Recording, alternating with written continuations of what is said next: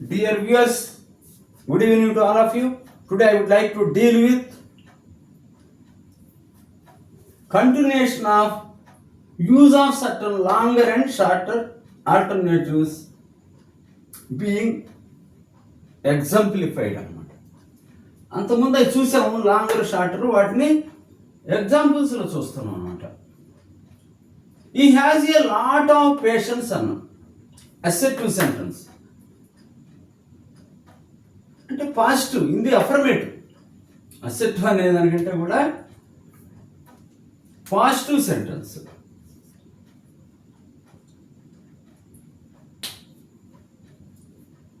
Positive sentence. He has a lot of patience. Does he have much patience? A lot of అనేది అనుకుంటే కూడా much, ఈ alternative తీసుకోవాలి. Lot of తర్వాత అవసరాన్ని బట్టి మచ్చి లేక మెనీ వాడుకోవచ్చు అని చెప్పాను. తర్వాత వచ్చేది అన్కౌంటబుల్ అయితే మచ్చి, తర్వాత వచ్చేది కౌంటబుల్ నౌన్ అయినట్లయితే ప్లూరల్ వచ్చినట్లయితే మెనీ వస్తుంది అనమాట. ఇది అన్కౌంటబుల్ కాబట్టి మచ్చి వాడుకోండి. No, he doesn't have much patience. He doesn't have much patience. చూడండి, ఇది నెగటివ్ సెంటెన్స్. ఇక్కడ మచ్ వాడారు. లాట్ ఆఫ్ అనేది వాడటం అంత న్యాచురల్ కాదు అంటారు. అదే విధంగా మిగిలింది. There is plenty of milk in the pot. ఇదే ప్లెంటీ ఆఫ్ మిల్క్ అని అంటుందా, ఇదే much milk in the pot అనాలి. అట్లే there is not much milk in the pot, there is not plenty అని అనాలి. అంటే న్యాచురల్ నేను చెప్తా ఉన్నా. There is a great deal of effort behind the success. Is there much effort behind the success అంటే great deal of బదులు ఆ much అనేది వాడుకుంటున్నాడు. మచ్ ఇది క్వశ్చన్ కావచ్చు, నెగటివ్ కావచ్చు. There is not much effort behind his success. The park is a long way off. The park is a long way off. చాలా దూరంలో ఉంది. ఈ the park a long way of అని అంటున్నా.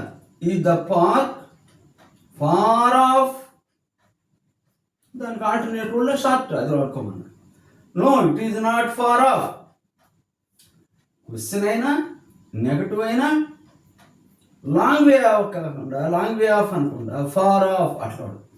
అంటే ఈ షార్ట్ ఫార్మ్స్ క్వశ్చన్స్లో కానీ నెగటివ్లో కానీ వాడుకోండి.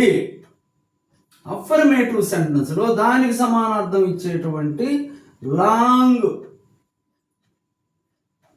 ఫ్రేజులు లాంగర్ వాడుకోండి. లాంగ్ ఫ్రేజులు అంటే ఒక పదం కంటే ఎక్కువ ఉండే గ్రూప్ ఆఫ్ వర్డ్స్ని వాడుకోండి సమానార్థం ఇచ్చేట్టుగా అని చెప్తున్నాడు అనమాట. ఇది న్యాచురల్ కాన్వర్జేషన్కి చాలా అందంగా ఉంటుంది. ప్రాక్టీస్ వల్ల వస్తుంది. Everything is difficult before being easy అని సామెత. మొదట్లో అలా అలా ఉంటుంది, తర్వాత అవి అలవాటు పడిపోతాం అనమాట. అప్పుడప్పుడు అనుకుంటూ ఉంటే ఆటోమేటిక్గా వచ్చేస్తుంది. ఏమీ భయపడాల్సిన అవసరం లేదు, నేర్చుకోండి. దీనివల్ల చూడండి, ఒక వాక్యాన్ని ఎన్ని రకాలుగా మనం చెప్పొచ్చు అనే విషయం తెలుస్తూ ఉంది. ఇది బాగా అంతకుముందు వీడియోలో ఇది బాగా చూడండి. తర్వాత వాటి ఎగ్జాంపుల్స్ కావాలి. ఎగ్జాంపుల్ ఇది బెటర్ దాన్ లెసన్ కాబట్టి ఇక్కడ ఎగ్జాంపుల్ చూడండి. ఒకటి మామూలు సెంటెన్స్ ఇచ్చాను పాజిటివ్, తర్వాత వాటిని క్వశ్చన్ ఎలా చేయాలి, నెగటివ్ ఎలా చేయాలి, అందులో వాడేటువంటి లాంగ్ ఫ్రేజ్ బదులు షార్ట్ ఎలా వాడాలి, ఈ ఉదాహరణ చూడండి. Thank you very much for ever being with me.